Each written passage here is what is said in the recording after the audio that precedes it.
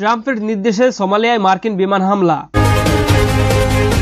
সোমালিয়ায় বিমান হামলার নির্দেশ দিয়েছে যুক্তরাষ্ট্রের প্রেসিডেন্ট ডোনাল্ড ট্রাম্প। তার নির্দেশ মেনে ইতোমধ্যে হামলা চালানো হয়েছে। শনিবার সামাজিক যোগাযোগ মাধ্যম এক্সে এ বিষয়ে একটি পোস্ট দেন তিনি। বিবিসির প্রতিবেদনে বিষয়টি উল্লেখ করা হয়েছে। পোস্টে তিনি ব্যাখ্যা দেন, সোমালিয়ায় অবস্থান করছেন ইসলামিক স্টেটের একজন জ্যেষ্ঠ পরিকল্পনাকারী ও অন্যান্য সদস্য।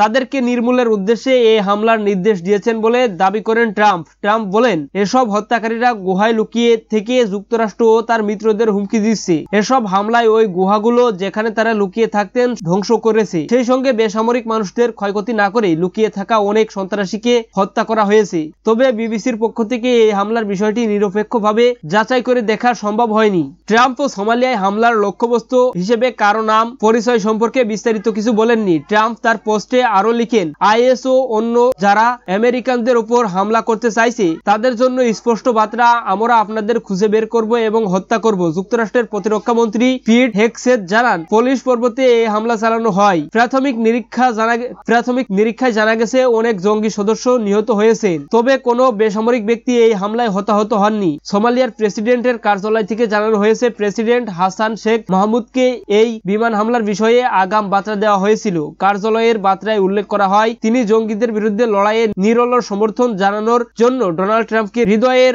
অন্তরস্থল থেকে কৃতজ্ঞতা জানিয়েছেন। প্রেসিডেন্ট হাসান উল্লেখ করেন, জঙ্গি বিরোধী উদ্যোগে আপনার সাহসী ও পরিকল্পিত নেতৃত্ব আমরা বিশেষভাবে কৃতজ্ঞ ধন্য। সোমালিয়ায় বেশ কয়েক বছর ধরেই হামলা চালিয়ে যাচ্ছে যুক্তরাষ্ট্র। ডেমোক্রেটিক ও রিপাবলিকান উভয় প্রশাসনই এসব হামলা চালিয়েছে। দর্শক, এই ছিল আজকের সর্বশেষ আপডেট নিউজ। সকল প্রকার আপডেট নিউজ সবার আগে পেতে আমাদের চ্যানেলটি সাবস্ক্রাইব করে পাশে থাকুন। ধন্যবাদ সবাইকে। আল্লাহ হাফেজ।